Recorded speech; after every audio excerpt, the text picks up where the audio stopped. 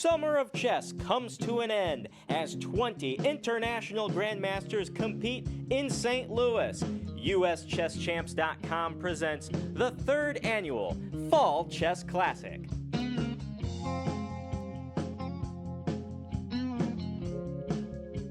Hello, and welcome back to our coverage of the 2019 Fall Chess Classic. Joining me here today for our Round 4 coverage is the wonderful former U.S. champion, 2-time actually, Grandmaster Patrick Wolff. Hi, nice to be here. Yeah, it's a pleasure to have you with us, Patrick. Thank you. Glad you can make it out to do some commentary over these exciting games. Yeah, it's fun. Some good games here. Yeah, and interesting tournament situation as well. In fact, the round actually is back to its normal time today. Yesterday they got started an hour earlier, but as always, our show starts at 3:30 p.m. every day up until the final round. And why don't we take a look at where we stand in this tournament with the A group standings. Vasif Durbaili is the man of the hour so far, winning his round 3 game, putting him at an astounding 2.5 out of 3. Chasing close behind, though, are Daro Swierz and Alexander Lenderman, just a half point out of first place.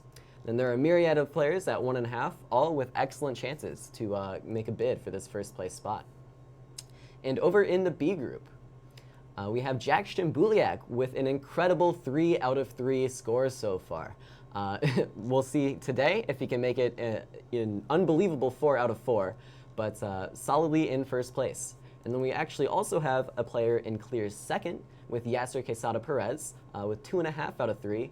And then following him is Steven Zierk with 2 points. So 3 players actually all in the clear first, second, and third spots.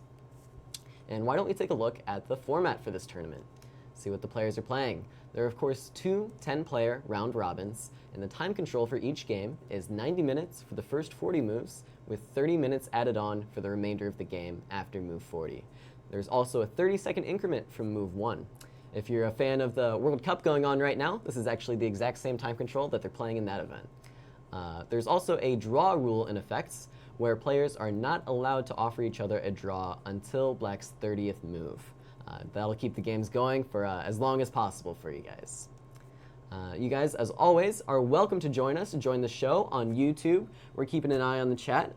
Good to see you all in there. Akash, John Doe, Fro Chan, and others as well. Thank you all for joining the show. If you have any questions for us, any comments, we'll be glad to take a look at that and try to answer those to the best we can. You can also join us on Twitter using the hashtag FallChessClassic. And if you want to watch the games for yourself, you can always see them live on USChessChamps.com. Well, without further ado, why don't we take a look at the pairings for today. In Group A, we have Ray Robson paired against Ilya Smirin, Alex Ipatov taking on Alexander Lenderman, the battle of the Alexes, Hrant Melkumian taking on Jordan Van Forest, Alexander Bortnik playing Vasif Durbaili, the Group A leader at the moment, and then our key matchup of the day is actually between St. Louis native Var Akobian and Daro Swierz, one of those chasing players in second place. This is not the first time these players have played in St. Louis, actually meeting a couple years ago in the 2017 Spring Chess Classic. And that's an event where Var actually won that game and won the tournament outright. So this will be an interesting rematch, see what Daro can pull off against Var here. Well, Patrick, what do you think of this game? Where do we stand? Okay, so obviously it's Black's move. The bishop on g5 is attacked, so let's see if I can use my clever devices here. Nope, that didn't work. There we are, okay. So the bishop here on g5 is attacked by the pawn on f6. The bishop is going to have to move. Presumably it will move, I'm sorry, I think I said it was Black's turn, it's White's turn. So the bishop will have to move probably either e3 or d2. Computer right now thinks that the best move is for the bishop to come here to e3. So if we make that move, we see that the bishop is protecting the pawn on d4, and White is generally well centralized. But regardless of where White decides to move the bishop, whether to e3 or d2, I'd say this is a very, very pleasant position for White. These 2 pawns here, again, let me see if I can highlight these, just give White a very nice central position, controlling these critical squares here. Black has reasonably placed pieces, but a little bit passive, not really doing anything. Yeah, very strong center for white. And, Very strong center. A common source of counterplay for black is trying to get this knight into c4. And it looks like white really has that square controlled pretty well here. That's correct, and it's good that you point that out. So this knight here on a5 doesn't really have any active prospects right now. In fact, I'd say its best prospects would be, in fact, for the knight to come back here to the c6 square. But doing that would then block this bishop on b7. All told, and this bishop here on g7, of course, quite passive at the moment. The way for black to try to activate this bishop would be to push this pawn to f5. That would weaken the squares around black's king even more. Meanwhile, white's king, very secure. Every one of white's pieces, well centralized, active. This is just a very easy position for white to play. And I should point out the computer agrees, because even though material is equal, the computer actually thinks white has an advantage of a full pawn in this position, and I would agree. Yeah, it seems difficult here, right? Black would love to challenge white's center in some way, but both e5 and f5, which would be the main ways to do that, have serious drawbacks. If black were to play something like e5, would white just respond with d5, kind of just cutting off the bishop and really sidelining that knight? Well, there'd be two ways. That would be my instinct. Well, there'd be two ways to go. So if we can imagine this position here, which is the bishop moves to e3 and black plays e5, yes, white could push the pawn to d5, but actually stronger is to take this pawn on e5, because after black takes back, you see that black's king here is extremely exposed, and what the computer actually likes very much is this move bishop d2, attacking the knight on a5, with the idea that after you take this knight and black takes back, this bishop here can move to c4 check, and now the king is in imminent danger. So yeah. I don't expect that to happen. Interesting retreating moves to make these threats for white. So it looks like, was knight c6 actually played then? Yeah, so Akobian played the bishop to d2, slightly more passive than the bishop to e3. Computer does not like it as much. I tend to agree. Black has responded immediately by moving the knight to c6, trying to activate it, attacking this pawn. And we see the drawback is, if the bishop were here on this e3 square, then this pawn on d4 would already be defended. But it's not, and now the pawn on d4, something needs to be done. The computer suggests two moves. One move is queen to e3, and the other move is bishop to c3. Both are probably equally good. They're fine. I'd say that white still has a perfectly good position. Certainly, if you gave me the choice of which side to play, I'd take white in a heartbeat. Yeah. But I think black has helped himself just a little bit over these last two moves, because now white needs to spend a move, somehow taking care of this pawn, and that gives black a little more time. Right. And so we actually see queen e3 from Var. So his idea was to actually keep that square for the queen. Yeah. Right. And so Var has a very pleasant position, very pleasant, of course. yeah. But how does he make any progress here? Do you break in the center eventually with a move like e5 or d5 for white? Or do you just kind of play on the queen side with like a4, a5? Actually, what I would say is, in a position like this, you don't really need to make any progress right now. This is one of the things that makes this position so pleasant for white and so difficult for black. That is, white can simply take his time and probe on different sides of the board. He can maybe try moving this knight out here to h4 at some point to tickle this pawn on g6. Maybe move this rook to b5, thinking about coming over at some point. Maybe move the bishop to c4 at some point, trying to hit this weak pawn on e6. There's lots of different things that white can do. Just playing with the pieces. Just playing and waiting, because if black does anything to misplace a piece or create more weaknesses with one of the pawns, that may open up an opportunity for black. And meanwhile, black's going to have to stay vigilant all the time. Absolutely. So things not looking so good for Daro here. Of course, one of the two players just a half point behind Vasif Durabaili, in the Group A. Well, while that game continues on, why don't we take a look at the B group pairings, see where we stand there. Steven Zirk is paired against Viktor Michalewski. Amon Hamilton is playing Denis Kadric. Alexander Fear is playing tournament second place player in the B group, Yasser Quesada Perez. Aveta Grigorian is playing Aram Hakobian. And then in our key matchup of the day, we have Manuel Petrosian, actually the highest rated player in the B group, playing against the B group leader, Jack Stambuliak, who has been unstoppable thus far, winning all three of his games. We see the players there, and in a pretty interesting position, actually. A lot of progress has been made since I last took a look at this game. What's going on? Well, it is a very interesting position. What I would say is, so the computer thinks objectively this is equal, Okay. and I agree with the computer. It certainly looks to me like this is objectively equal. Black now has a fundamental choice to make. Does black take this pawn with the pawn, like this, which creates one type of pawn structure? Obviously with this strong pass pawn, but at the same time isolated, so it could be a source of strength, but also potential weakness.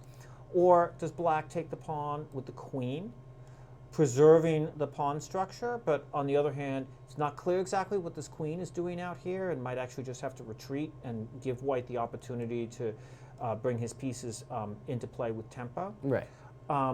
Big choice to make here. There's a third option There as well, is. right? Black can move the knight to f6 here. But this, the computer really doesn't like so much for a very simple reason.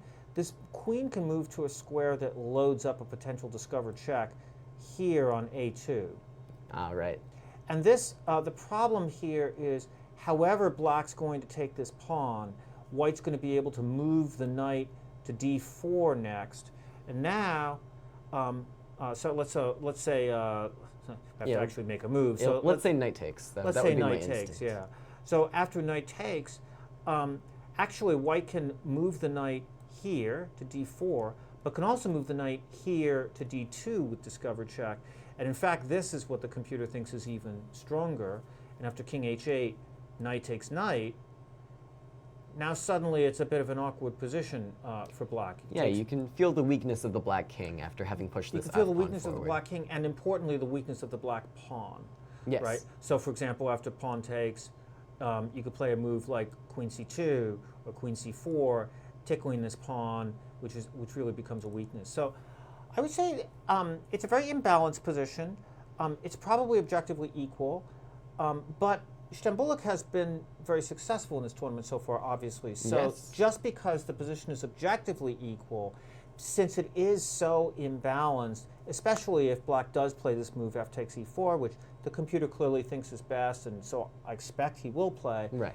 A lot of complications, very uncertain position. I think sort of the real game is yet to come.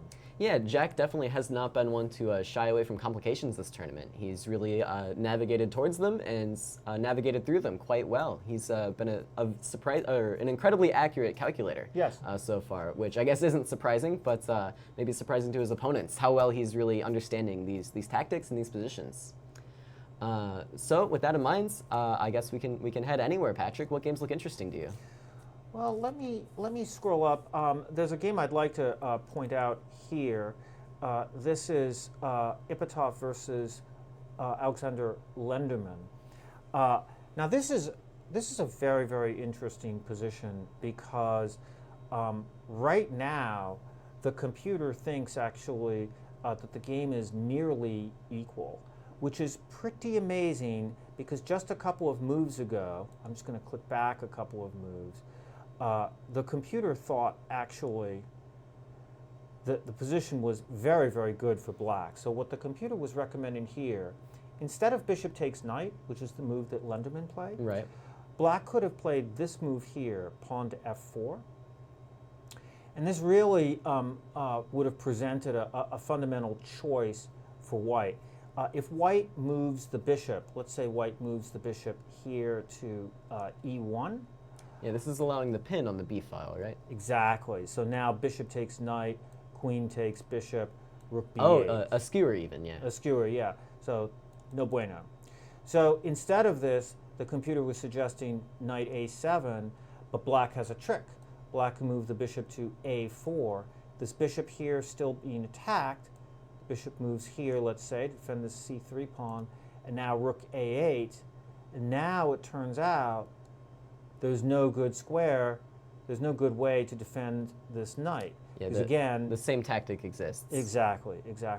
So that's what the computer expected was going to happen. But instead what happened, I'll just move back here. So in this position, after knight takes b5, Lenderman simply took the knight back. So what's the difference? After queen takes b5, does black not still have f4 with the Well, he does idea of have rook b8? f4, which he might play, but let's cover a key tactic first. Sure. Because at the moment it looks like knight takes c3 Oh, of course. would fork the queen and the rook.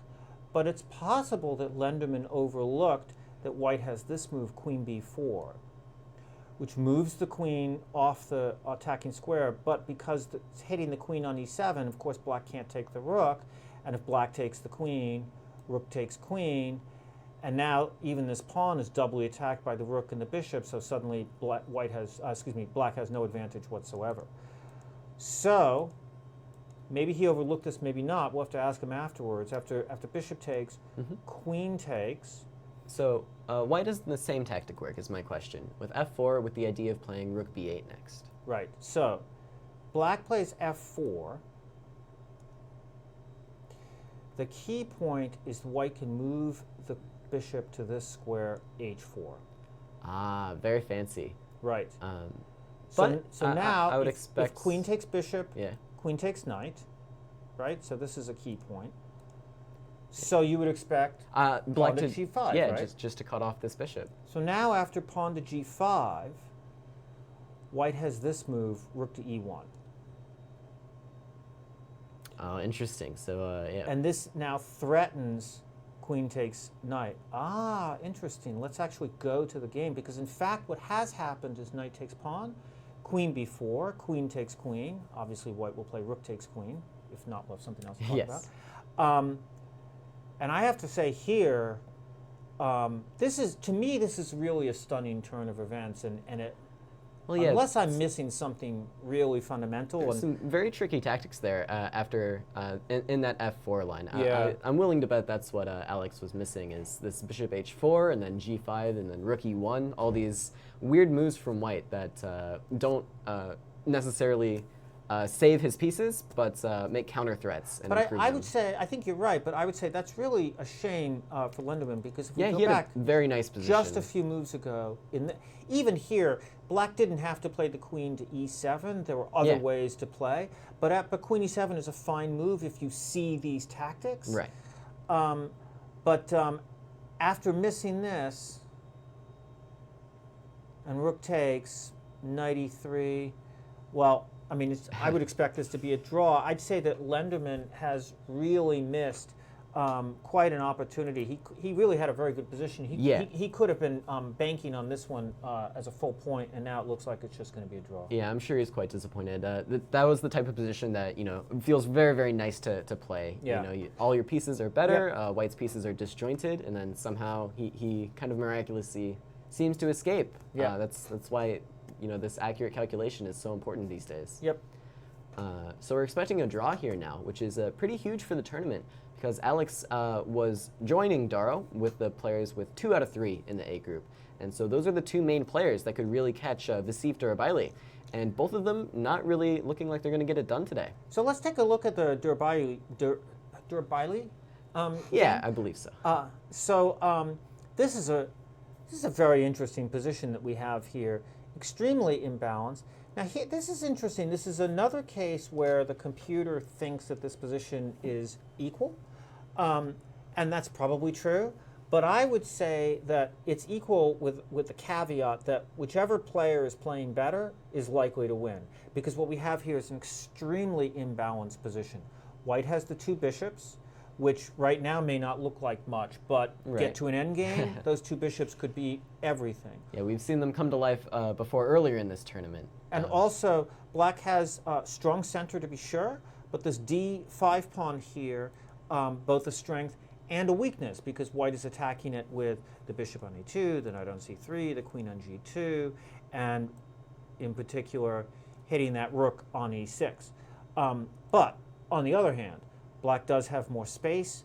One more thing that definitely needs to be pointed out here, which is we do have a battery here, Right. and of course this knight on g6 is blocking it, but if that knight were to go away, boom, that pawn on g7 would go with check, and black's king would be very, very much in trouble. So there's all of that going on that points in white's favor, but what points in black's favor, more space, very active pieces, and white's king could be quite exposed here too, especially since we do have this bishop here, which right now is asleep, but one day that pawn could move from e5 to e4. Not at all hard to imagine an attack taking place here. So I guess the point I'm making is, right now, the computer doesn't see any, and neither do I, by the way, right. See any particularly good way for white to break through. The main line is bishop e3, rook a5, bishop g5. You're just kind of poking at the Just black sort of poking pieces. around. Now the bishop a7, sort of like blah, blah, blah. Nothing's really happening. But maybe at some point something will happen. This is certainly not a sleeper game. This is a game where 100%. this could explode at some point. And given his incredible form this tournament, one to watch could very well be a decisive game. Yeah, We'll have to see. I'm inclined to actually favor the black pieces here. White does have this bishop pair that could become very, very dangerous later on, but it seems like black is the one kind of making the threats here. I agree. If you force me to take one side, I would take the black side versus the white side. The other thing worth pointing out is the time. White only has 15 and a half minutes or so left. Black has a little bit more than 19 minutes. Absolutely. If white thinks several more minutes, we're only on move 25, or I guess to make the move 26 here. There's a lot of moves left to make in a position that could get very complicated. Yeah, I agree. A lot could happen here. It feels like if white slips up just one time, then this move like e4 or even like knight h5 to f4 somehow eventually is really going to crush white's position if he isn't really on the lookout for these types of things. Yep. So things are looking up for Vasif Durabaili.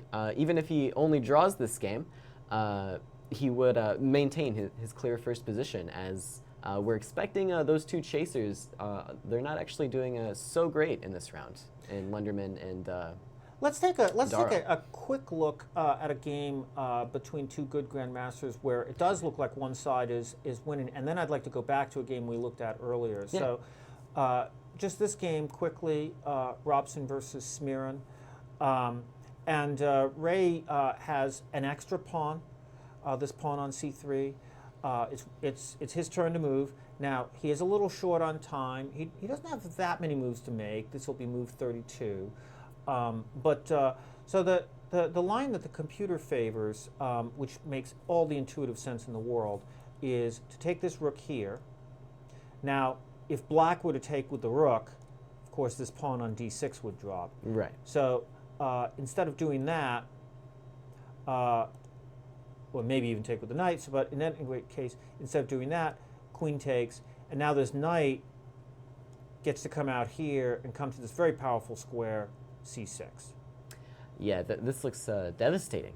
So what we have here is white has active pieces, this queen on f6 in particular. Right. The king's a little bit drafty. This knight working its way to a very strong square. Hey, and on top of that, an extra pawn. Yeah, So what more can you ask for? looks like a very pleasant position for white. We'll have to check in a little bit later, but this one I would lay some money on that Robson's likely to win. Yeah, Ray's had a bit of an up and down tournament. He drew his first game very quickly and then actually lost in round 2, but he managed to bounce back in round 3 with a win, and things are looking good for him here. And this would put him into probably second place if Lunderman and Darrow Right. can't win their games today. So that's a key game to watch. Now let's come back to this Kobian Suarez game, and remember we were talking a few minutes ago about how white doesn't really have to do anything yet. He can just sort of probe, poke, wait for black to do something. Well, black Yeah, has done something. push some pieces around and Black black has is committed. So let's go back a couple of moves. When we last checked in, we were here, and all of a sudden, hey, black pushed the pawn to g5. So now white says, oh, okay, now I know where the weakness is. Now black's going to try to move his knight around to f8 and g6. So here we are, up to where we are in the game. I would have to say, I'm not super impressed with the idea of moving the knight to g6, because even once this knight comes to g6, white's going to be able, so let's just, once this knight comes to g6 here, white will be able to push the pawn to g3. Yeah, I think and this is cover the these key squares. this is the point of black's play, though. He wants to provoke white into playing g3, and then this bishop on b7 starts to look a little bit more threatening. You can definitely imagine the black king or queen coming to c6, and then some tactics happening along this diagonal. Yeah, maybe you could imagine that, but what I can imagine is this pawn on e6 is very weak.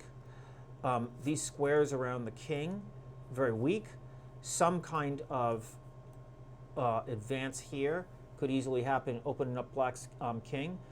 I would be very, very afraid to have black's position here. The computer thinks white has the advantage of a pawn and a half. I would tend to agree with it. And again, white didn't have to do anything. All white did was put his pieces on good squares, waited. And I know, I have experience, it's so painful to try to defend these positions. You want to do something active, but once you do something active, you've created more weaknesses and actually opened up the avenue of attack for white. Understandable, but so we'll have to see what happens. Oh, by the way, another thing, have to mention time here. So here we are, it is move 27, white to make his 27th move. Excuse me, black to make his 27th move. White has dropped the bishop back here to b3. Black now has less than 5 minutes.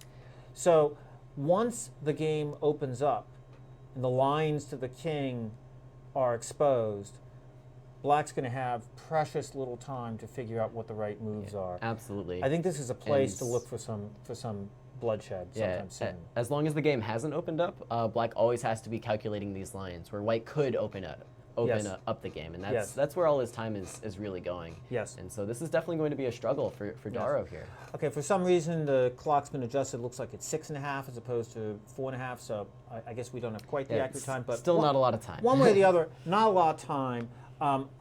Nope, now it's back to 4.5. Well, at any rate, I don't know what's happening, but I can tell you, black doesn't have a lot of time. There are still a lot of weaknesses around black's king. I would look for this to open up. I think this is going to be a very exciting game over the next 15, 20 minutes to check in on. So let's, unless you have an idea of where you'd like to go next. Yeah, I was just going to say, judging by the body language there, Darrow seems to be very, very stressed. He's hunched over the board, deep in any calculation, I'm sure. Why don't we check out what's going on in the B group a little bit? Yes. Has any progress been made in our key matchup between Petrosian and Jack Stambuliak? Good question, and the answer so far is not so much. Okay. You know, it's still an equal-looking position. Computer thinks this is equal. I would certainly tend to agree. So just to go back and show what happened here, it's very simple. Black played pawn takes pawn. White moved the bishop to d4, and now it's black's turn to move. Yeah, this bishop d4 idea seems interesting from white. That dark square bishop for black is a very important defender, even in positions like this. Yes. Especially with the f-pawn gone, this black king is looking quite airy to me. Yes. I think this would be a huge source of concern for me if I were the player with the black pieces. Well, I wouldn't call it a huge source of concern. I don't think black's king is in terrible danger. You could imagine a scenario where it's in danger. Okay. But I definitely agree with you, this move bishop d4 makes all the sense in the world. So there's a very useful rule of thumb. It's very simple. The rule of thumb is trade off your opponent's piece if it's more active than yours. Right.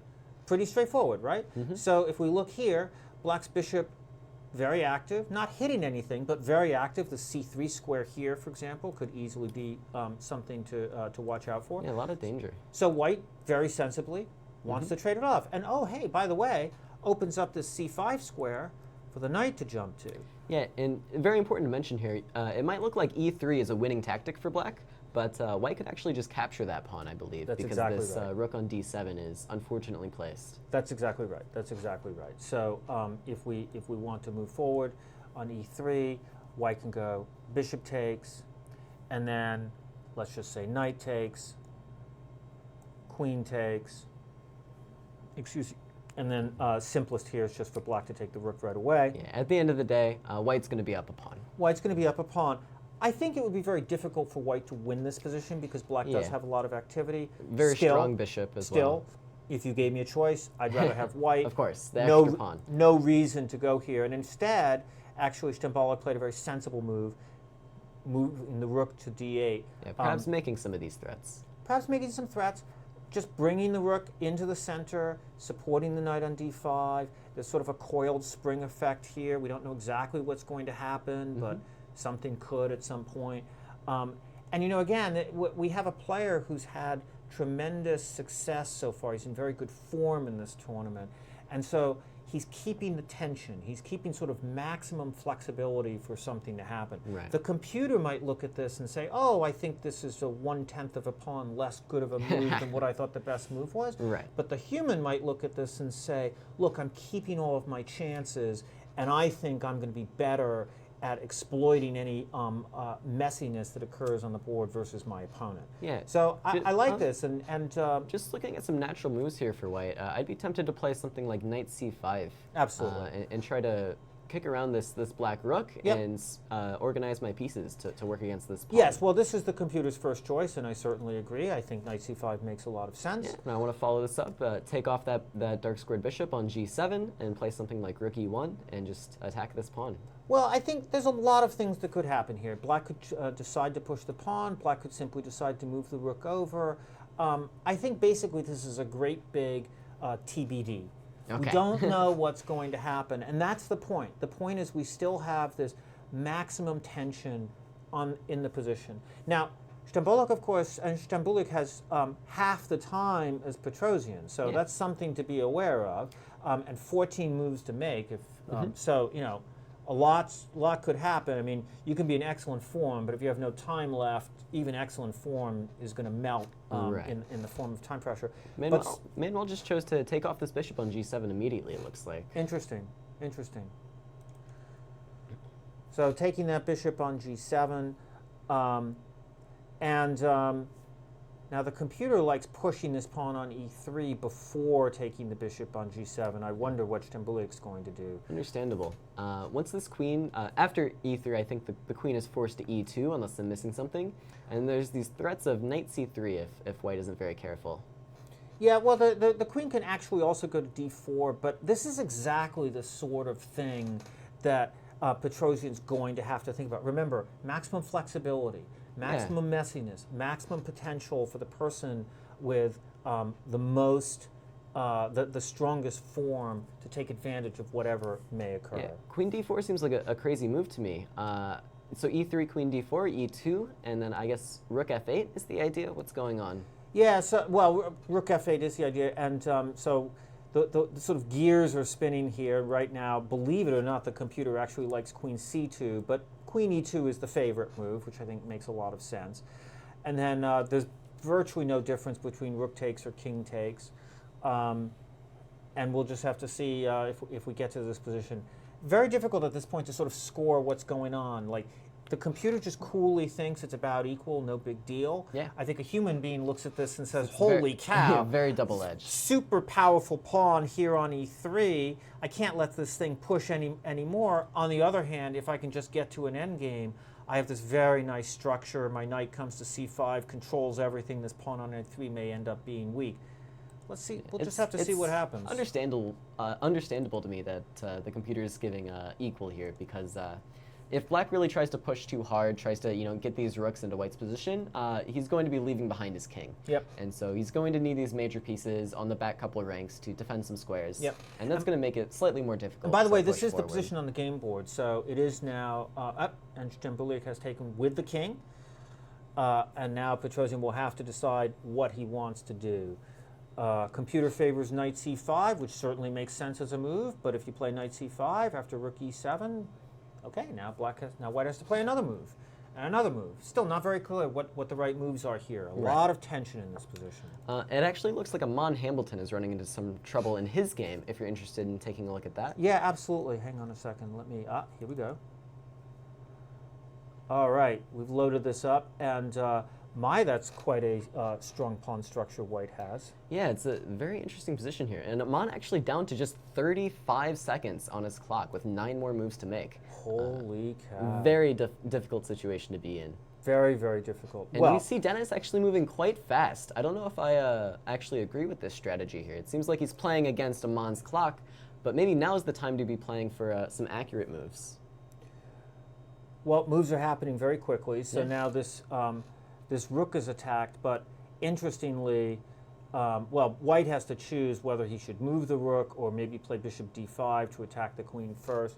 In either case, it's a difficult position because the problem is this rook is going to run out of squares along this rank. Right. And once it does, so for example, if rook d4, bishop c5, attacking the rook, and then this pawn on f4 is going to be in trouble without the rook defending it here. Yeah, can I gain a tempo with rook d5 and try to defend it some other way? So, for example, rook d4, bishop c5, rook d5. Yeah, but the problem is this turns out to be quite catastrophic. Oh, interesting. It's worth the bishop Yeah. to break this up because Yeah, now where's your strong pawn center now? exactly where no, it's almost a taunt now. Now show me your strong pawn center, and meanwhile white's knights are in terrible shape and white's king is very weak. Right. Meanwhile, we should point out seconds are tick up. So he moved the bishop to d5. Black moves immediately to f8. He's got 6 more moves to make, and very difficult even to figure out what his next move here is going to be. This looks. Yeah, it this doesn't looks, seem as though this many looks things are very, working here. very dodgy to me. But yeah, once again, Denis moving with lightning speed. But this makes sense. Bishop c5 he should play immediately because it's clearly the right move. Okay. And now white has to decide. White has a difficult choice. Does he move the rook? Does he protect the rook with the queen? If he protects with the rook with the queen, where does he move the queen? These are very, very difficult decisions to make, and he's only got seconds to do it. Yeah, and it looks like he has made a decision. That rook does stay on d4, and he plays queen d2. So a very, very interesting imbalance here. And now, down, the computer actually thinks that rook takes d6, e takes d6, and queen takes d6 is completely devastating. Oh, yes. Just and, absolutely completely lost. everything falling apart. So now is would be the a good time for him to slow think. down. Yes, this would be an excellent moment for him to take some time and consider his options. Yeah, in that line, it looks like white ends up in some just lost endgame with 2 knights against 2 very powerful bishops, Yeah. and is passed a pawn to boot. Yeah. It's So it looks like he devastating is stuff. taking some time to think. So let's play this out a little bit. Takes, queen takes. And the only move I could find was bishop f7, but then black would simply take on d4 with the Yeah, the queen. bishop f7 doesn't work because this rook is defended by the bishop. So in fact, you might as well just pass. You might as well just move the queen. And it's even not best to take, but according to the computer. But let's play this out a little bit here. And the computer thinks that you can actually torture white a little bit more with rook f8, but that's fine. Taking on d4 is good enough, thank you. Sure. And after queen takes, and queen d7, and the problem you run into is there's like you're just going to push this pawn, and at some point, or you're threatening bishop f7. At some point, white is going to have to do something to allow you to give this rook up for the bishop. So you can play knight f1. So here's one line. Yeah, the computer I might has. try like knight e3 there, for example. Yeah.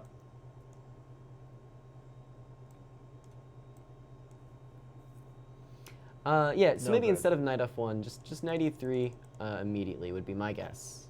So instead, if you could play knight e3 immediately, Yeah, and there's rook takes knight, but yeah, you can play bishop f7, which actually is probably even stronger, but never mind. Oh, so Rook yeah. takes knight is plenty good enough. Right. Extra pawn.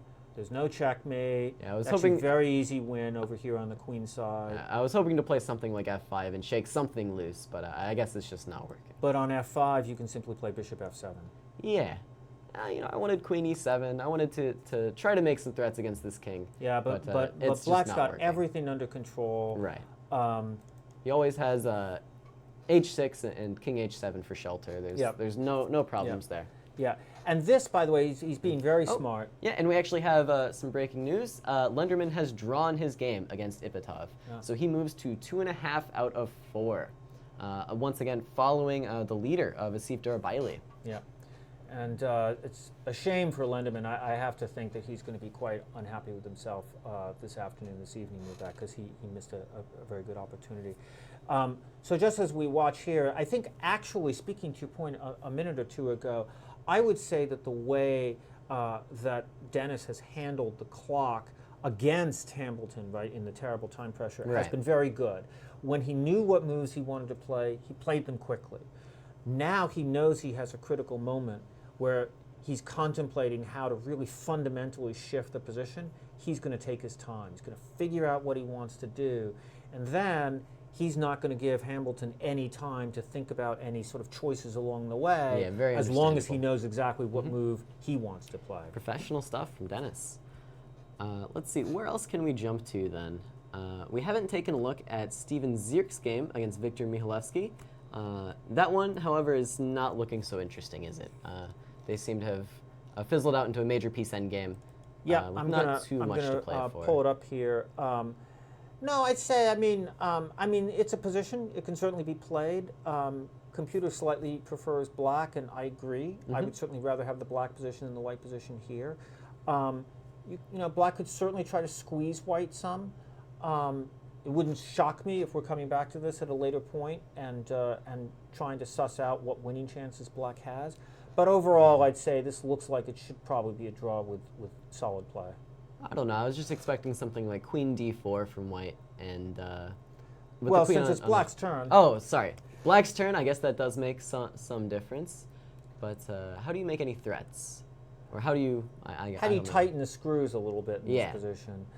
Drive white's well, pieces back a bit. let's just play out what the computer slightly prefers as the main line for black. Queen E4. Oh, well, I would be very tempted to take that queen. But, you know, it's an interesting question whether you want to take this queen. I'll tell you why. Because after queen takes, rook takes. I guess I'm getting forced into some passivity after something like Yes. rook c4. Yes. So the big problem that white has in this position is white doesn't have any good way to activate his rook without allowing black to take this pawn on c3. And if you take this pawn on c3, now suddenly you've Yeah. got two Connected pass passes, pawns. very dangerous. That's pretty dangerous. Maybe this rook endgame isn't something I can go for. Yeah, and That's- as a matter that's of what I fact, was- this is exactly the move that Victor's played. He has played queen e4. That's something I was relying on is the ability to trade into a rook endgame that Yeah. should just be drawn. But this pawn structure really is, I guess, not so good for white. Yeah. You know, this is interesting. I mean, I would say the biggest drawback, I would say, with black's position is simply that his king is a little bit exposed here. Right. You could imagine this becoming a problem. However, right now, black is in the driver's seat because these two pawns here, these a3 and c3 pawns, are quite weak. And in particular, there are a lot of opportunities white may have to try to trade one of these pawns, but you can never really trade this the c pawn for this a pawn here. So just to, you can never really engage in that trade because these two connected pass pawns here are just going to be too powerful for black in the endgame. Right. So I think what you've got is a situation where white is forced to adopt passive placement of pieces. Now, again, the computer's churning away. The computer's not too worried because basically what the computer says is, I'm looking out umpteen moves.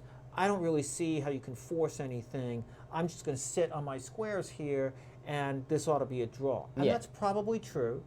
But when humans are playing humans, a position like this, something like this can often be quite unpleasant. it can Set turn against that nasty is the very time quickly. consideration. Black does have less than 2 minutes according to my clock here. Yeah, but just 5 moves to make, and then Just 5 moves to he'll make, be but up, still you got to make those within moves. like a Got to hour. make those moves. They shouldn't be too hard to make. I agree, but you got to make those moves. Yeah, I don't know. I can imagine black playing king h8, king g8, king h8, king g8, and white really isn't going to be doing much in my opinion.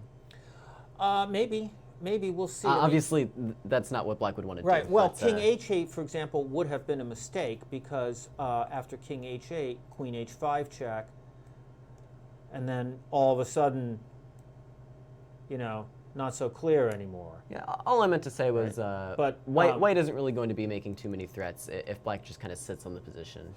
Well, so black has offered the trade of queens, and by our clock here, it looks like there's 2 minutes left. Well, this is slightly more confusing to me now. Now I Because would be now tempted he to has- take it, yes, and now he there's has- this rook b6 option. That's exactly right. So let's go back and explain this to the viewers. So before, this was not so good because there was no way that white could stop black from moving the rook to this square, and on the c4 square, the rook would attack this pawn on c3, and defend that pawn on c6 at the same time. That was a really important point. But now, in this position in the game, the computer actually thinks this is completely equal, and I'll explain why, after takes and takes. Now, after rook b6, now black can play a move like rook c2, but hey, you know what? This is not the same thing at all. Yes, you're going to get the pawn back by pushing this pawn to d4. Well, I can play c4. You can, and pawn to d3. And Let me put it this way. Yeah, this is... White's in no danger of winning this position because White's king is really passive here. This pawn on d3 is very strong. But if we just spool this out and just take my word for this for a few minutes, the computer strangely actually likes the move f3. Let's not debate it. Let's just assume this is a good enough move. Okay. What we're going to get is this kind of position, right? Yeah, f3 may be allowing the king to come through f2. Yes, if necessary. exactly. Here, here, here, here, here. And this, the computer thinks, and I concur, basically ought to be a draw. Right. Yeah. So at this level, I think they know how to draw this one. So this, going back to what we were talking about a couple minutes ago about the clock, just because you're probably not in danger of losing doesn't mean you're going to press the position. If he had had an extra 10 minutes, I'm quite sure he would have found a much more accurate way just to keep turning the screws.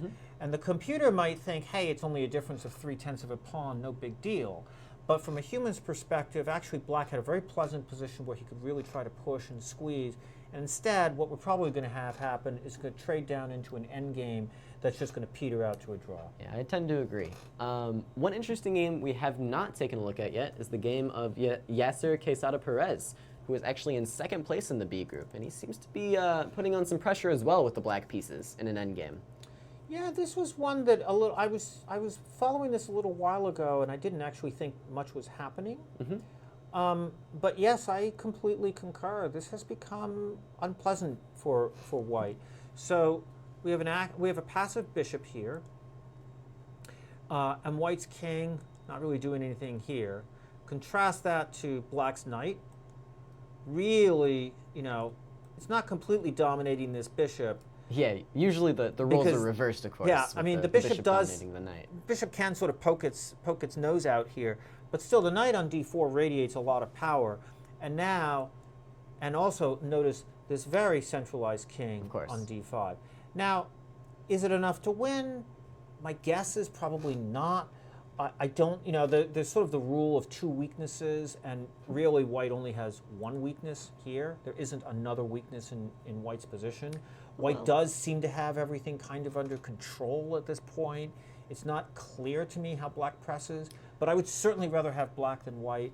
And clearly there are some practical chances here. Just one plan I might come up with is, can I put my rook on b4 and then play the move c4, trying to make this a4 pawn look very, very weak? Yes, certainly you can. I think in plausible scenarios where that might happen, this pawn on e4 is probably going to end up being weak. Remember, you can move your rook over, but White's not necessarily just going to stand still. So yeah, so let's try it out. Let's just play this out a little bit. Here, here. Yeah, I'll play rook b4. Here, here. And yeah, I want to break through with c4 immediately. But now if you break through with c4, the computer actually doesn't like this at all. Takes, takes, takes, takes. Here. You know what? You kind of actually have solved my problem. I'm quickly coming to this square here with the king. You move the knight, the bishop's going to poke out. I would actually argue quite strongly that this position offers Black less chances by far than the game position we have right now. Okay, but and what if Black were to play knight b3 or knight e6 in that position, and then bring that knight to c5? I'm defending my e pawn. I'm also threatening the a pawn. Okay, so let's just go one more time. Sorry. Okay. Well, he did play rook f6 actually, so it's a little bit of a moot point. But let's play it out. So let's say we go here, here, here, here, here, takes, takes, takes, takes, here. You want to play this move. Now I'm going to play this move. You want to play, let's say, knight c5 was my idea. this move, and now this move. Okay, and I would have thought that trading the a pawn for the e pawn would be very, very favorable for me. Just No, king c3. in fact, it's actually, we think it's actually a draw here. Okay. Takes, takes, takes, takes, f4. Yeah, so white is in time to go ahead Takes, and promote. takes, here, here, and white's in time. I believe it. I believe it. So, at any rate, I think black has played not just correctly, but also practically, keeping the tension. No need to force anything. Yeah, Rook no, f6. this was just White one moved the example bishop of to white. So black played this move here, rook f6. White played this move here, bishop h5. The game continues. Again, the computer likes black's position a little bit. right. I don't think it's huge, Mhm. but it's something, and it's annoying. I certainly would rather be playing black's position than white's position, primarily because you have the super active king versus this, pretty passive king. Black's rook here, more active than white's rook here. I think it's probably a draw with good play, but Yeah, another still position something where, happening. Where it's just uncomfortable for white. It's uncomfortable. You have to keep an eye on this b pawn. You have to keep an eye on this rook on f6, pressuring the f2 pawn as well. This knight on d4 has a few places that it can go to. It's just, I don't know. It just doesn't feel comfortable to me to be playing with white. I agree with that. It's not a comfortable position for white. Well, it's been a while since we checked in on the A group. How is VAR doing? Can I actually direct your Yeah, attention absolutely. to Denis's game? Because you remember this. Yes. So he did make his decision, and he Yes. found this rook takes So d6. let's go back and show. So remember we had this position, and then suddenly Denis sat and thought, because hey, there was something to think about. He thought for a He while. actually thought before taking the rook, right? And we were talking about rook takes d6 immediately, but he chose instead to take on d4 first. He did choose to take first. Oops, excuse me about that. Excuse me. I'm auto updating, but right, we actually want to go through this step by step so you can yeah, see. So I think you have to refresh the board to make it stop. Okay. Yeah. So let's do that. Thank you. So here we are. This is when we last tuned in. Right. After some thought, he took, then took on d6, and then the computer thought that there was a more accurate move here. But hey, surprise, surprise! He, with seconds left before making time control, of course, he just played a natural move, and boom! Now the computer thinks it's completely lost. Rook d8, correct. The computer literally thinks white is down by more than four pawns. You're just It's over here. losing the piece, right? Just losing the piece. Just losing the piece. Yeah. Unfortunate for Amon. Yeah. But that's what happens when you get so low on time. So low on time in what was already a bad position. Yeah, you're bound to end up missing something. Yeah. So In fact, literally, the computer thinks white has nothing better than to play a move like queen e3, allow b4, and then just give up one of the pieces. Yeah, so it's obviously just over. over. Well, we have a request from the YouTube chat to take a look at Jordan's game. Why don't we head over and see what's going on there? Okay. Just a sec. Yeah, this is Sorry, a game which that game? we Jordan Van Forest against Okay. Mokumian. Thank you. It looks like it's gone into bishop and rook endgame here. This one should be a draw. This one should be a draw. And I think, in fact, this one is so clearly should be a draw. It wouldn't shock me if it was agreed draw soon. Now, if I had to take sides, I'd rather have black, because black certainly does have more. And it looks like Amon has resigned that position against Denis okay, Kadric. yeah. So yeah, hopefully we can get Denis in for an interview. On that'd be great. A very nice game. That'd be great. So coming back to this endgame, I mean, if I did have to choose sides, I would take black. Black has a little bit more active pieces, but basically everything's happening on one side of the board. There's really no way, no serious way for black to make progress. This one fizzling out, I think. Fizzling out. Okay, well then, what did you have in mind for taking a look at next? So let me, well, I would suggest we check in with the Jacobi on Suarez game. That's where I was interested in looking as well. Yeah, that's gotten pretty interesting. Yeah, he's making quite a bit of progress, it looks like. let's go back to where we had started. Okay. So we just saw this move G5 from black. Yeah. So maybe remember, when eyeing we up- last tuned in, white had just moved the bishop back to B3. Right. So yeah, black eyeing up maybe the F4 square with his knight, but you were mentioning that white can simply play G3, Yeah. getting that square off. So black played the bishop to C6. White played queen A6, attacking this pawn. Black defended. And then white just moved the bishop back. Yeah, very simple chess. Bishop B5, pushing the queen back, moving the queen back. Not really much happening. But interestingly, he decided to push the pawn to A5, which certainly looks like a controversial choice. The computer doesn't like it. I'm not so sure I like it, but he is trying to get activity. White moved the knight to an active square. You can see how this knight could easily come to E3, hit this square here with some chances, hitting some weaknesses here. The F5 square as well, taking That's advantage right. of that pin. That's right. So he pushed the pawn to push the knight, the bishop back. Bishop D1. Queen C6, and this is where we sit now. Now Ooh. black has very little time left, and black has to make 4 more moves. Now it is true that black has a double attack going on. On the one hand, the queen is attacking this pawn on E4. On the other hand, the bishop is attacking this knight on C4. That's all Right. well and good. But Well, sorry to interrupt you here. I'll let you continue looking at this position, but we actually have Denis Kadric ready Oh, to come in fabulous. for an interview. So I'm going to swap out here, and we'll get Denis in to talk about his game. excellent. So if I can just keep talking about this position for a minute while we get ready for that interview. So, of course, white has to do something about these double attacks, but just because he has to do something doesn't mean he necessarily has to defend either one of these. In fact, white has 2 very powerful moves to consider, and I'm sure Kobian is considering them right now. One possibility is for white to push the pawn to D5. So one possibility is for white to push the pawn to D5,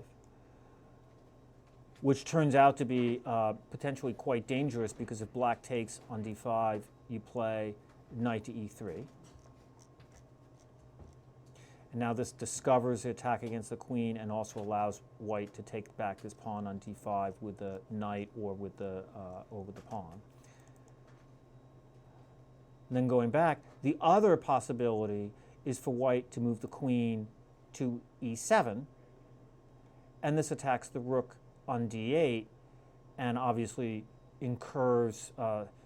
represents a pretty powerful incursion into black's position. Yes, black can move the rook back to D7, but then white moves the queen to B4, and now this bishop is attacked. And if you play this bishop takes knight, rook takes knight, queen takes pawn, after bishop takes pawn here, this rook on D7 turns out to be attacked by the bishop on A4. So there's a lot for Kobian to think about in this very interesting position, where again, his opponent has barely a minute to make 7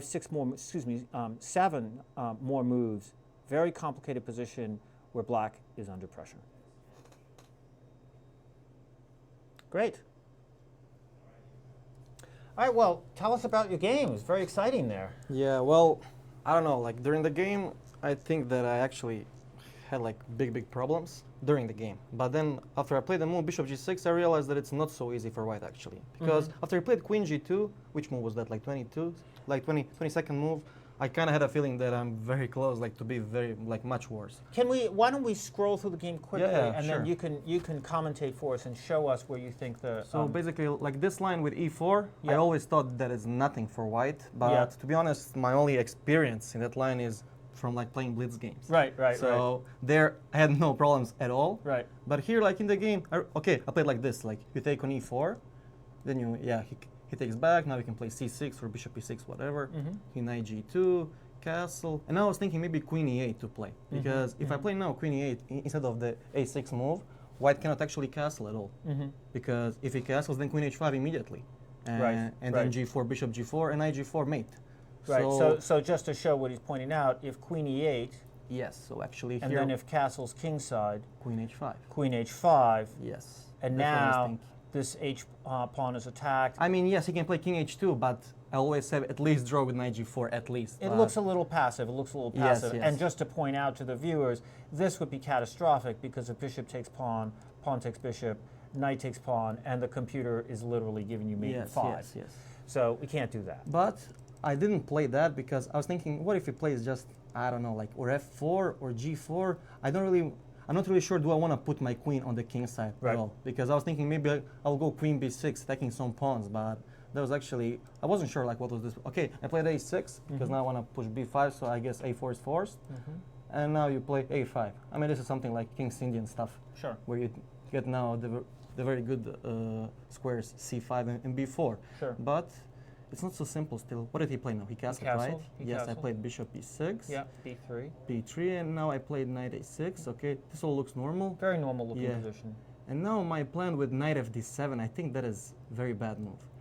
Because when I put my knight on c5 from d, then my knight on a6 is actually totally useless. Yeah. Like knight b4 is never doing anything, Right. and he just played a very smart move. Okay, f4, knight dc5, and now he played rook b1. A very, I think, smart move. Because now I'm kind of like, I don't know, wasn't sure like what to play because my knight on a6 is always very, very annoying for me. So let's take a look at we're letting sort of stockfish, do its thing here. And I know in this position you played bishop f7. You played bishop f7 here. But let's go back and take a look. And so Yes. what Stockfish is recommending is pawn takes. Yes, that was my idea actually. That's why I played bishop f7 because And I was now thinking. after pawn takes, Yes. bishop f6. Okay, he plays it immediately. Yeah. Okay, knight d4. Then I maybe go back with the bishop to d7 or what? I think so, yeah. No, Or actually, it likes just defending the bishop. No big deal. to give the bishop away. Give the bishop. Ah, okay. Yes, Just actually, think- like later on, I realized I have to take on f4 Yeah. because I play just like waiting moves like bishop f7, Right. but I'm not even sure. Can he play maybe f5 on bishop f7? I'm not sure what's that position. You mean right here? No, not here. Yeah, like here, black has probably like no problems because I have a Yeah. very good King's Indian. I think. Yeah. I think that's right. I think it's a very nice position for Yeah. black actually. And it makes a lot of sense because you're activating all your pieces. Yes, right? yes. Okay, this queen e8 is also a very nice move. I didn't realize that I can just give my white squared bishop actually. Yeah, so this was the thing. You wanted to hold the light square bishop, but maybe that was not the right decision. Yes, so after probably. bishop f7, And now I was thinking, what if he plays f5 now instead of queen d2? Is that Right. possible? Because my idea first was to go bishop, g5, yeah. but then I wasn't sure what if he just plays queen d2. What is that position? Like, it looks like I'm just having a very good position, but I actually wasn't that sure. Yeah, well, again, Yeah. we're letting Stockfish crunch, and it does like White's position. Actually, it wants to keep the dark square bishop, which makes sense. White has more space, right? Yes, but I was thinking on bishop f2, maybe then knight b4 and things like that. I'm gonna now start jumping to d3. What is he doing? Okay, maybe just knight c1. Or actually, if we sort of let it crunch for a minute, it just wants to, Okay, bishop Oh, h6. Can I go there? Then maybe g4 actually. yeah, Then I have Exactly. big problems. yeah. Ah, okay. So I A cannot little even bit go. of phantom activity. Yes. Yeah, and then meanwhile, if the bishop has to give up this diagonal, you bring the bishop out. Yeah. Yeah, I mean, yeah, like that's the thing actually. And so probably this knight from f6 to d7 was just a miss totally for me. Yeah. Like when I mean, if I take on f4 immediately, then yeah, then it makes sense. Then it's a very nice, I guess, position for black. But how I played it was, I probably just missed the whole idea. Here. so probably the key idea is to take Yes, right away, yes. I mean, activate the pieces, yes. not worry about the two bishops. I realized that, like, that's why I actually played bishop f7 because I didn't want to have knight d4 tempi later on Right, after I right. take. But actually, I don't even want to put my bishop on f7. Probably the bishop goes anyways Right. later on to maybe to Right. d7 or c8. Right. So, So- yeah, there was maybe some inaccuracy. So Now I took- takes. And to be honest, I mean, Stockfish still doesn't think this is. Whoops, what's going on here? What? Yeah, sorry. Okay. For some reason, It's- there we go. Okay, bishop f7. Yeah, so E takes f4, G takes f4, Queen c7. Queen c7. I mean, yeah, like I still don't think that I'm like maybe not even worse at all. Maybe like slightly worse, but it's a Yeah. very. I think it's a very like simple position for me also to play. Yeah. But here, rook a d8. I think he found a very interesting plan. This king h2. What did I play here? I played it very slowly. I never You liked played rook I never f8. liked bishop f6. I don't know why. Because Bishop f6. Why never? Yeah, like I wasn't sure about that position, bishop f6, and then if he plays like rook g1, bishop d4. And if we exchange those, because normally that's very good for black, of course, to exchange those bishops, but I wasn't sure how am I gonna like defend without the black squared bishop, to be honest. But it's interesting because the way you ended up playing rook f8, bishop f3, and now the bishop actually went back to f8. And this is actually, we're looking at the computer evaluation. This is the first point where Stockfish actually thinks white has the advantage that's more than just sort of background noise. I actually agree. I agree that white is better because I wasn't like, you see my moves like rook g1, king h8. I'm just trying to defend from the mating threats, and then I mean my whole idea is sometimes to push d5, but it's never so easy because he will just take cd, and on cd he always says knight b5, attacking the queen, and then e5, and then always knight d4, and my knight on a6 is terrible, and so on.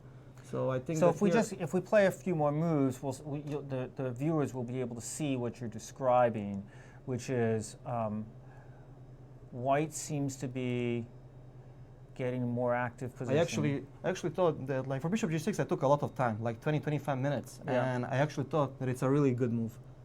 If tactic doesn't work here. Okay, it says f5, right? Yes, it does. And what happens if I just go back, bishop f7? That was my idea.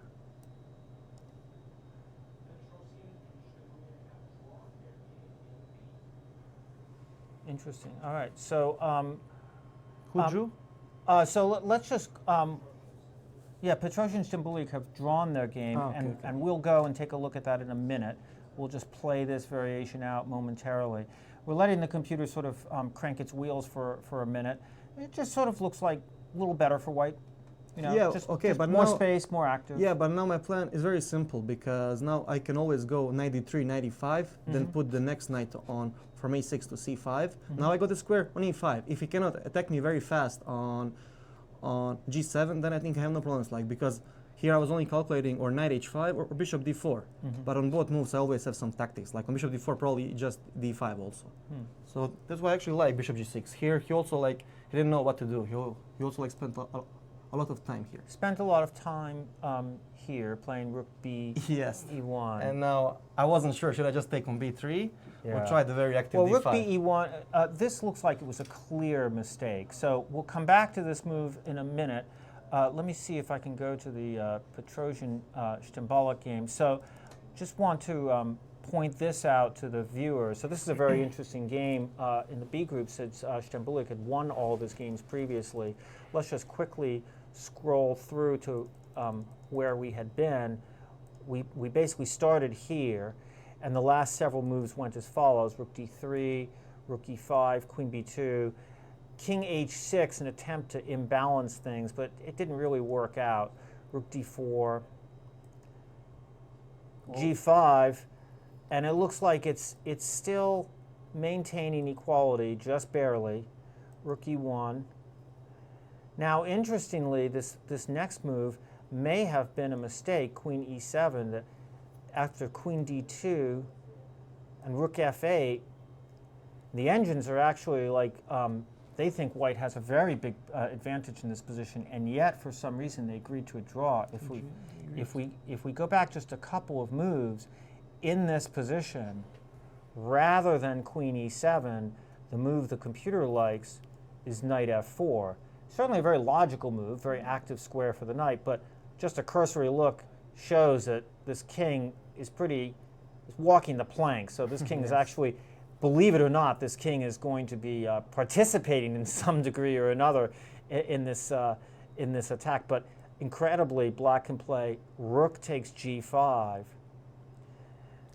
Because the idea is if rook takes f4, we have queen e3 check, rook f2, and now study like rook d1, and the computer is telling us that this position, get ready for it, is a draw. Impossible for human beings, especially short of time, to play moves like this. What's the only move, like knight d3 maybe, huh? Yes, that's exactly right. Although actually even queen f6 check works too. Oh, okay. Knight d3, queen f6. I didn't see. But instead we had this position where in fact it turns out white has a very large advantage, and yet Petrosian was willing to agree to a draw. So very interesting development in the tournament. Now let's get back to your game. So Denis, let's get back to your game. And we were at this point here. Bishop G6, yes. Black had just played this move, bishop to G6. And in this move, lots of tension, but white played a very big mistake.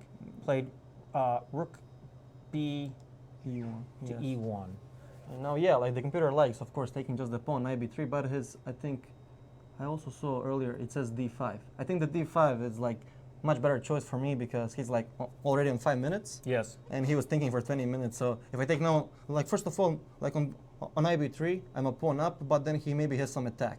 Right. So why would I risk that if I can, yeah, like the second choice is D5 for black now, or Yeah. even the first probably. Yeah.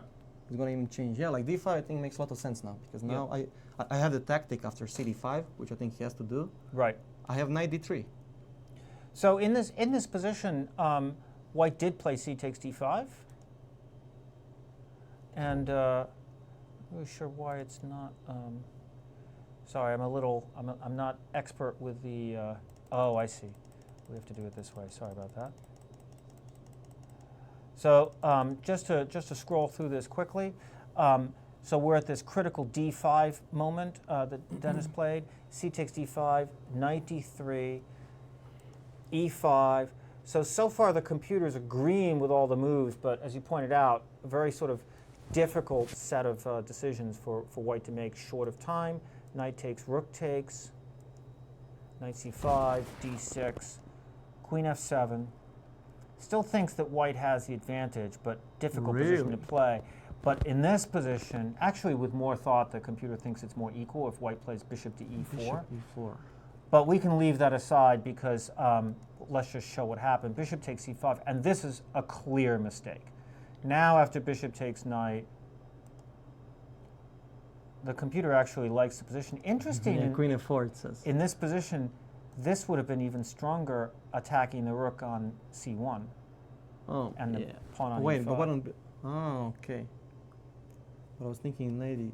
What on knight C E2? I just take on E5 or what? Yes, Knight E2, queen E5. Okay. yeah. Yeah. Taking those pawns was actually more important. I was looking Oops. for material.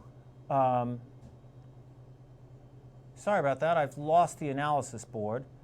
Not sure why. So I guess we'll just have to finish up in voice. But basically, white made this critical mistake short of time when after bishop takes on c5, suddenly you had a very good position and you were just able to press it there. Were there any critical moments after that you thought really anything changed? I mean, to be honest, after bishop G6, rook E1, D5, I already thought that black is better.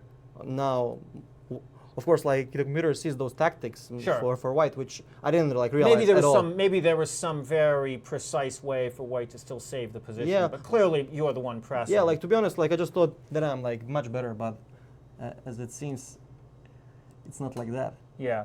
Well, and after the next move, so Yeah, here he just started blundering a lot. yes, exactly.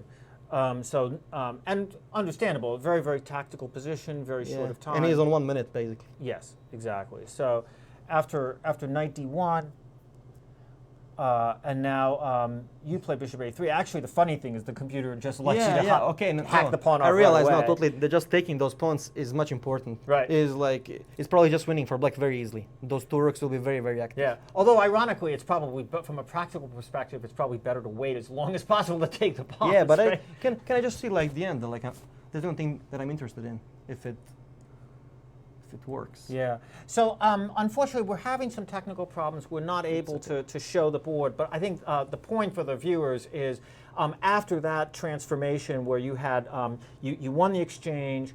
Yes, white has these connected pawns f4, e5, d6, but your pieces are very active. And there may have been a thin road for white to travel to still maintain the balance, but probably impossible from a practical perspective. And then you were just able to find the right time to take on d6 and just smash white's position up. Yeah, I think so too. But I think that at the end, like rook d6 is a very important move. Yes. Because if he has like I think 4 more moves to play, and he will get like 30 more minutes, and it's not. I mean, not material. Yes. But those 3 pawns are very, very dangerous. Yes. I wasn't sure like what's that position at all. So but then I saw rook d6, and I was thinking, okay, this has to be winning. In Right. the end, like my idea was actually just to go for an endgame where I'm queen bishop and 4 pawns against queen knight and 3 pawns. That was my idea, to get from that position to there, but his pawns are terrible. It's always hanging on b3. His king is very bad. Yeah. So like I wasn't really afraid to go for that at Yeah. all. Yeah. But yeah, like after that, it was I think a good game. Congratulations. Well done. Thank you very much. All right. Thank you. Hi, my name is Ryan Chester, and I'm the development manager for the St. Louis Chess Club. I'm here to tell everyone about a golden opportunity that we have right now. We're selling golden tickets for $50 a piece. It's a 50-50 raffle. $5,000 will go to the Scholastic Chess Initiative for the St. Louis Chess Club, and $5,000 will go to a lucky winner. We're only selling 200 of these, and we've already sold many to grandmasters and all of our commentary team as well. So if you're interested, please call the Chess Club or go to our website on the homepage and buy a golden ticket there. Thank you and good luck.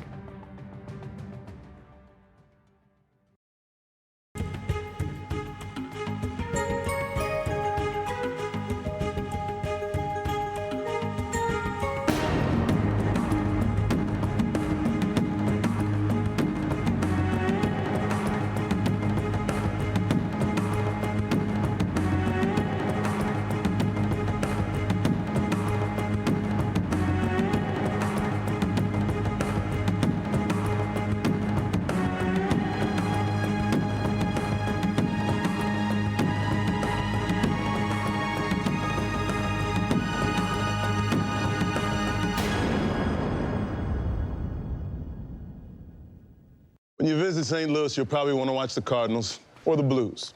What about after the game? Heading back to the hotel would be a major error. Instead, boogie through the city and discover the music that gave the blues their name at the National Blues Museum, Broadway Oyster Bar, or even the legendary Blueberry Hill. So whether you love the Cardinals, the Blues, or the blues, come play with us. Hey, you guys know I can't play this, right? St. Lou is always exploring. Yeah. Welcome back to the Fall Chess Classic. Very interesting raffle going on that Ryan Chester introduced to you guys there during the break. Be sure to get your golden tickets now. They are going to be drawn on September 30th, and you do not have to be present to win, so no reason not to buy. That was a very interesting interview from Denis there. A very interesting game that he played. Yeah, it was. A lot of depth to it. But what's going on in our remaining games here, Patrick? Well, I think there's a really interesting game for us to take a look at, Casada versus Fear.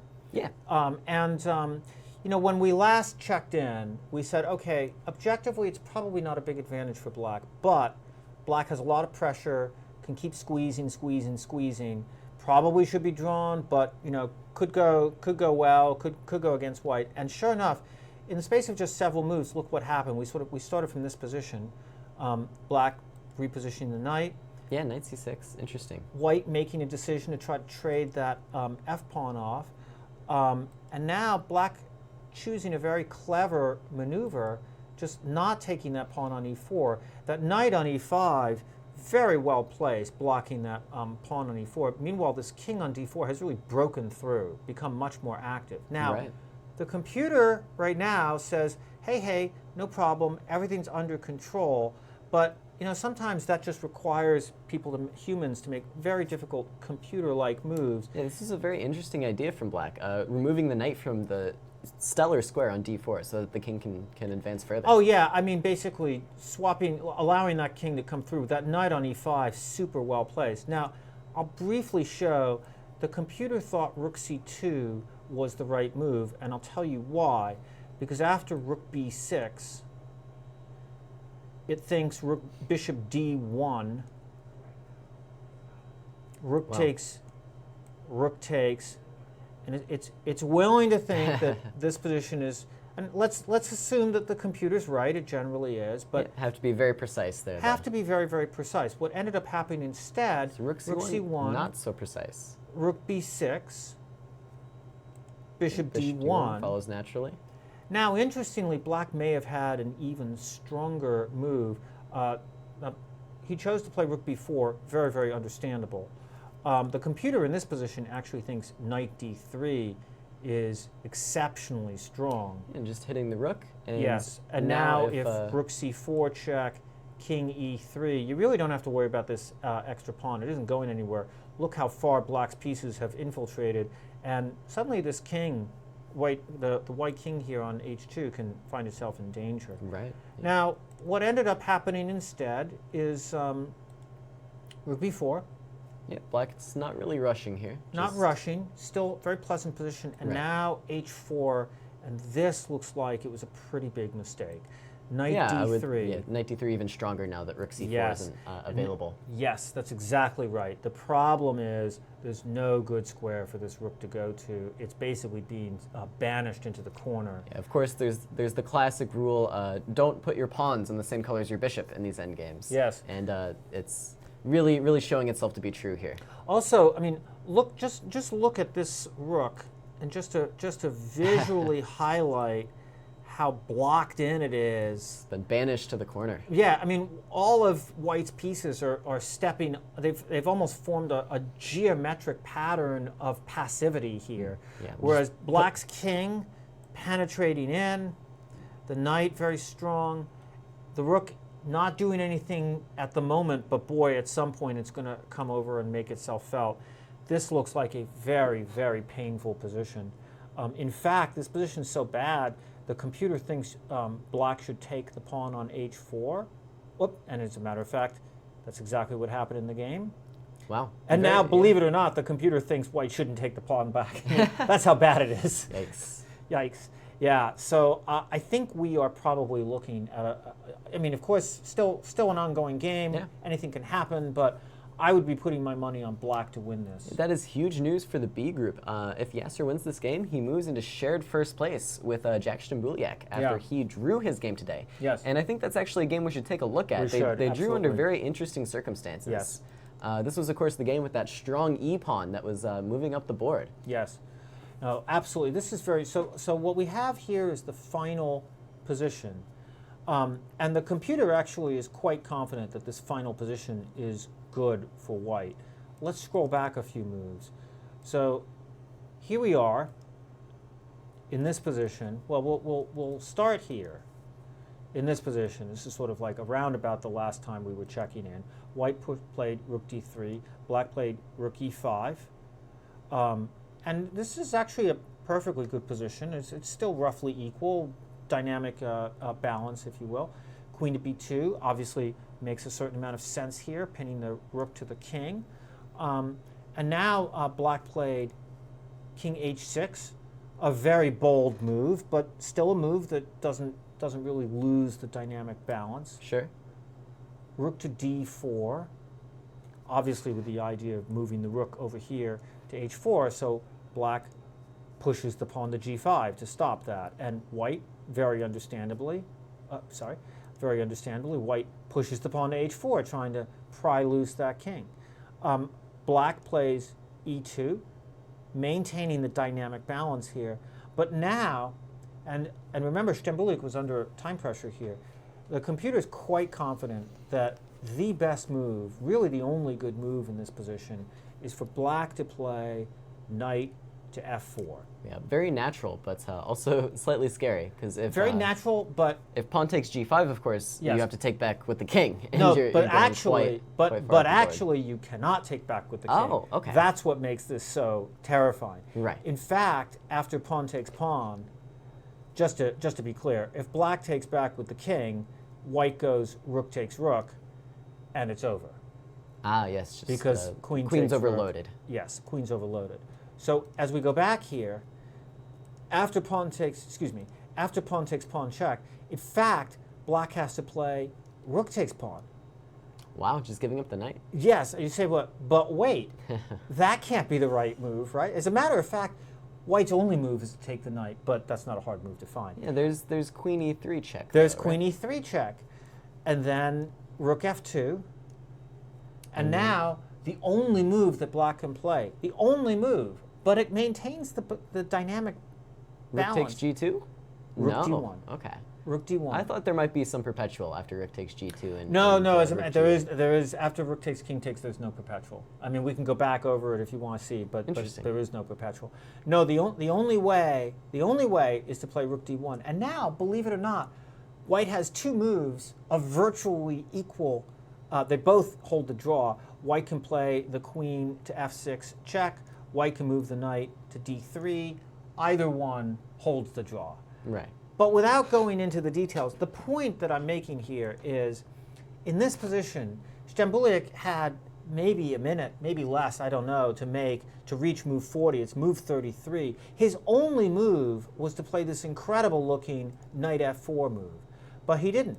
He played a very natural move. He played queen E7. And now, after queen E7, White played queen D2. Computer's very happy with this move. Thinks White has very large advantage. Right. Rook F8. Normal move. Computer thinks it's good, but nevertheless, White has very large advantage.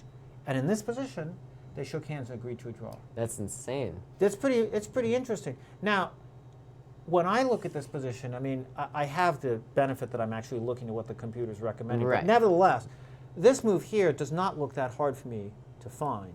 Knight E4. Yeah, just piling on that G pawn.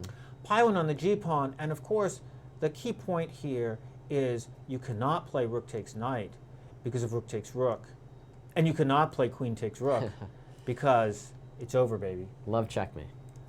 The engine, in fact, literally has nothing to say at that point. It's all over. Yes. So at this point, after knight e4, maybe the best is for black to play the king to g7. But now White has a number of good moves. White can play knight takes pawn on g5. White can play rook takes pawn on e2. The point, without getting into the details, is White has the advantage. Right. There are several ways to play. And this is absolutely a position worth playing. And yet, fortune favors the bold when you have good form. I suppose. When Stambuliak had sort of walked the plank here and was just at the moment when White could have really, I'm mixing metaphors, but White could have turned the screw, instead agreed to a draw. Wow, very interesting stuff. Well, good news for Jack is he maintains his very impressive score. With 3.5 out of 4, he now shares first place with Yasser Quesada Perez after that game. Yes. Well, in the closing minutes of our show, why don't we take a quick look back at that Ray Robson game and that VAR game before we close out? 'Cause Yeah, those were that two we sounds were really keeping an absolutely. eye on. Let's take a quick look at the Ray Robson game. This one has transformed in a very interesting way. Now, it doesn't take a grandmaster to see that White probably has the advantage because, Right. hey, look, White has a queen, and hey, look, Black doesn't. But let's go back and actually just see what happened here. So, way back when, well, we're going a little bit farther, sorry. So I believe the last time we checked into this game, Yeah, it's been a while. the queen was on f6. So we'll get there in a moment. Whoops. Oh, and Sorry you know, about actually, that, folks. yeah. So White made some very nice maneuvers over to the king's side here. So I just want to get back to the point where White had the queen on it. Okay, here we go. So White had played rook takes rook. Queen takes. Now, you remember that what the computer liked was moving this knight here from a5, from c4 to a5 and to c6. Right. Very, very logical. But Ray played differently, and I'd say also very logically. Rook f1, Just putting more pressure. putting more pressure. Rook d7 to defend. Okay, queen f3. White has an extra pawn, very pleasant position. Queen d8. So some maneuvering ensued, just sort of moving the pieces around. We're not going to get too bogged down on it. It's just basically, so White still has an extra pawn. Not a whole lot is happening here. Or maybe actually things are happening, but Well, we're yeah, not going to go into the details. Right. And now, it's coming up in a minute, White maneuvers his knight over here to set up for this check.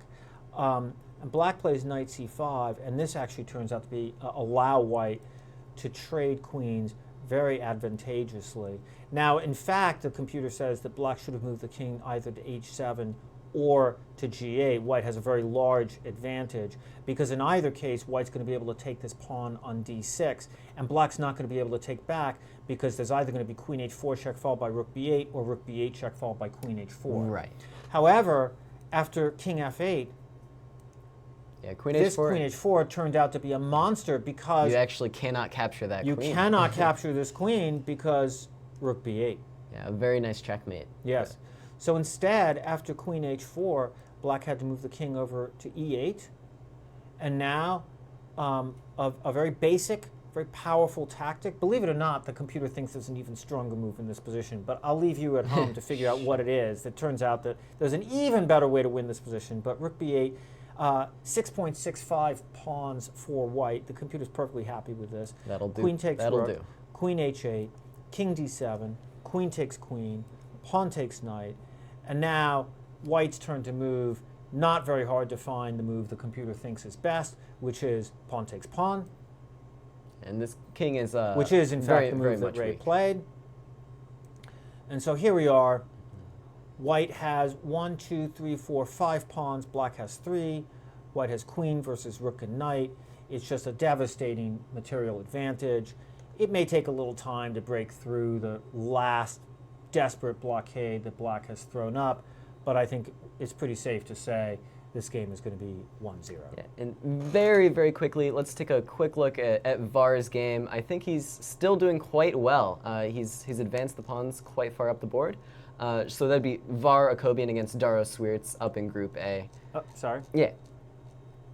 And then we will do our closing remarks. So Var, Yes. not used to using his nickname. Yeah, Verusian, of course. Verusian. So, yeah, wow. So a lot has happened here. Very, very good position for Yeah. white. But what do we think about the current position? Well, the current position we think is winning for white. So let's. Oh, yeah. And Yasser Quesada Perez has actually officially won his game, so he does in fact move into joint first place. Wow, in Group B. congratulations, congratulations. So as we look at this Akobian game, so black has taken the bishop, white has taken the knight, and now if we just quickly count material, white, obviously same number of minor pieces, same number of rooks, black has 3 pawns, white has 4, white has an extra pawn. In addition to having an extra pawn, black's pawn structure is, well, it's a little bit on the shattered side. Right. And more to the point, white is going to have 2 connected pawns once somehow or other this f pawn joins white's e pawn here. Very, very strong position for white. Yeah, definitely expecting a win here. Definitely expecting to win. Well, with that last look around the table, why don't we take a look at the results we've had so far today? In the A group, it's been an interesting one. So far, Ray Robson is still playing against Ilya Smirin, but of course he's up a queen for a rook and a knight, and we're expecting him to win that game without too much difficulty. Alex Ipatov drew against the other Alex in the A group, Alexander Linderman. Hrant Melkumian drew his game against Jordan von Forest. That's what we expected. Alexander Bortnik is still playing against Vasif Durabali, and they have a very tight game going on still. Very unclear what's going on there, but you'll have to follow that for yourself on US Chess Champs after we get out of here. And lastly, in our key matchup of the day, Var Akobian seems to be doing it again against Daro Swiertz. Var, of course, won this matchup 2 years ago in the Spring Chess Classic, and he seems to be winning again today. And where does that leave us in the A group? Well, it leaves us in a very interesting position. It seems as though Vasif Durabali needs only to draw his game to maintain his position in clear first place. And following close behind him will be Alexander Linderman, and if Verusian manages to win his game, he will also be tied for second place, following the tournament leader, Vasif Durabali. And now let's take a look at the B group. Steven Zierk is still playing against Viktor Mihalevsky. That game is looking to be a drawn rook endgame, although maybe black is on the better end of that. Amon Hamilton lost his game to Denis Kadric, who came in here and gave a very interesting interview. It was a very interesting game, very deep game, a lot going on there. And as we just stated, Alexander Fear lost to Yasser Quesada Perez, and Aveta Grigorian drew with a Ram Hakobian. And in our key matchup of the day, Manuel Petrosian actually gave Jackson Buliak a draw in a position where possibly he really could have and should have played for more. Yes. He had quite a nice advantage. Yes. And in the B group, this leaves us with 2 leaders in Yasser Quesada Perez and Jackson Buliak, both with a very impressive score of 3.5 out of 4. So that leaves us for today. Tomorrow is definitely going to be an interesting round. The sole leaders are in the A group, maintaining his position, and in the B group, Jack actually does not get it done today, and he has been caught by Yasser Quesada Perez. So it'll be interesting to see what these players do tomorrow. Absolutely fantastic chess. So tune in. We'll have some more great matchups for you. And thanks for watching. Yeah, we'll be here tomorrow at 3:30 p.m. for more coverage of the 2019 Fall Chess Classic.